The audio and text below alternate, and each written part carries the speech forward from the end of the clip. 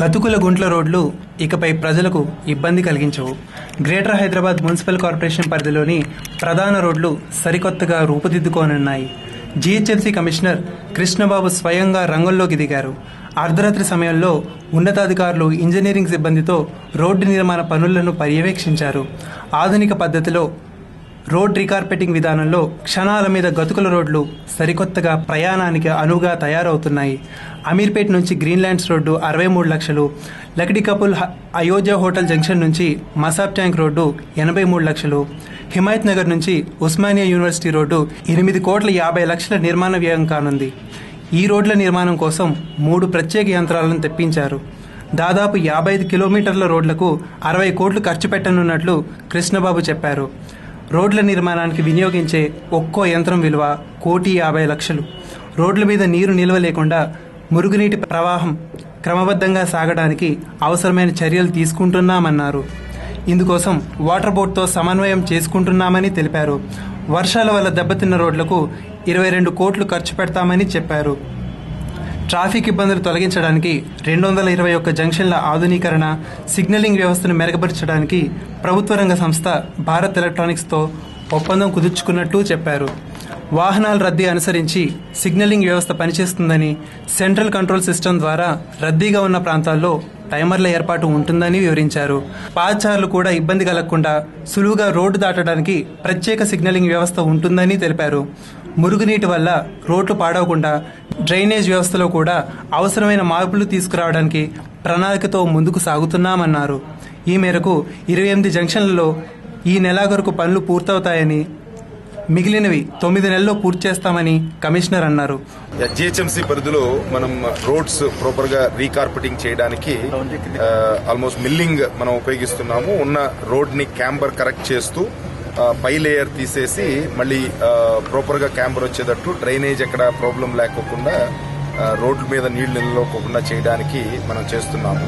Damages రావడానికి ప్రధానమైన కారణం మన సివరేజ్ ఓవర్ఫ్లో అవడం, వాటర్ లీకేజెస్ అవడం, అలాగే స్ట్రాంగ్ వాటర్ ఎక్కడైతే ఇబ్బంది ఉందో అక్కడ బాగా డ్యామేజ్ అవుతుంది.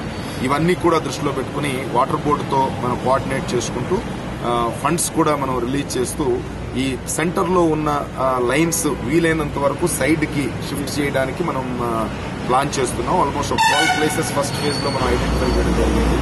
ఇవన్నీ కూడా ఫేజ్ వైజ్ మనం చేయడమే కాకుండా ఇప్పుడు మనం రకరకాల బీటీ లేయర్స్ వేసినప్పుడు, సీసీ వేసినప్పుడు మ్యాన్ హోల్స్ లెవెల్ రైజ్ చేయడం అనేది టేకప్ చేయట్లేదు. ఇప్పుడు కోఆర్డినేషన్ ఉండడానికి జిహెచ్ఎంసీ తరఫు నుంచే ఈ మ్యాన్ హోల్స్ కూడా రైజ్ చేయడానికి మనం నిర్ణయం తీసుకున్నాం. ఎప్పుడైతే మనం రోడ్స్ వేస్తామో దాంతోపాటు సైమల్టేనియస్ గా అదే కాంట్రాక్ట్ లో ఈ మ్యాన్ హోల్స్ కూడా ప్రాపర్ గా ఫ్లష్ చేసేటట్టు, లేకపోతే కనుక అంటే రోడ్డు మీద సెంటర్ లో అంటే పెద్ద ట్రంక్ మెయిన్స్ అలాగే ఉంటాయి. బట్ చిన్న చిన్న లైన్స్ ఏదన్నా కనుక షిఫ్ట్ చేయగలిగితే రోడ్ ఎండ్ కి షిఫ్ట్ చేయడం. బట్ ఈ మ్యాన్ హోల్స్ రోడ్ లెవెల్ కి ఆటోమేటిక్ గా రోడ్ తో పాటే అదే కాంట్రాక్ట్ లో అది కూడా పెట్టి ప్రజలకు ఇబ్బంది లేకుండా సేమ్ లెవెల్లో ఉండేటట్టు మెయింటైన్ చేయడానికి నిర్ణయం తీసుకోవడం. ఇప్పుడు మీరు చూస్తున్నది మిల్లింగ్ మెషిన్. ఈ మిల్లింగ్ మెషిన్ మెయిన్ పర్పస్ ఏంటంటే టోటల్ గా క్యాంబర్ ప్రాపర్ గా ఉండేటట్టు స్లోప్ పర్ఫెక్ట్ గా అడ్జస్ట్ చేసి రోడ్డు పైన లేయర్ తీసేసి ఆ క్యాంబర్ మెయింటైన్ చేసేటట్టు చేస్తుంది. దాని మీద మనం గనక బీటీ రెన్యూవల్ వేస్తే గనక పర్ఫెక్ట్ గా క్యాంబర్ వస్తుంది. వాటర్ ఎక్కడ కూడా స్టాగ్నేట్ అవ్వకుండా రోడ్డుకి ఎడ్జ్కి వచ్చేస్తాయి. అక్కడ మనం టేబుల్ డ్రైన్ ఉంటుంది కాబట్టి దాని నుంచి స్టామ్ వాటర్ డ్రైన్ కి వెళ్తుంది. సో అది ఉపయోగం. అంటే ఇక్కడ మెషిన్స్ మనం ఇప్పుడు మన కాంట్రాక్టర్స్ 3 మెషిన్స్ కొని పెట్టారు. సో మనం చాలా ఎక్కువ పని ఉంది కాబట్టి ఇంకా ఫర్దర్ గా కూడా వాళ్ళు కొనమని మనం ఎంకరేజ్ చేస్తున్నాం. ఒక్కొక్క మెషిన్ సుమారు 1,50,00,000 రూపాయలు ఖర్చు అవుతుంది. సో డెఫినెట్ గా మనం కనుక ఇదే రకంగా మనం టోటల్ గా రోడ్స్ డెవలప్ చేసేటప్పుడు కనుక కాంప్రహెన్సివ్ గా టేకప్ చేస్తే కనుక ఆటోమేటిక్ గా కాంట్రాక్టర్స్ కూడా ఇలాంటి మోడర్న్ మెషిన్స్ కొనడానికి అవకాశం ఉంది. ఈ వేస్టేజ్ మనం ఎక్కడైతే లో లెవెల్స్ ఉన్నాయో అక్కడ ఫిల్అప్ చేసుకోవడానికి ఉపయోగించడం జరుగుతుంది.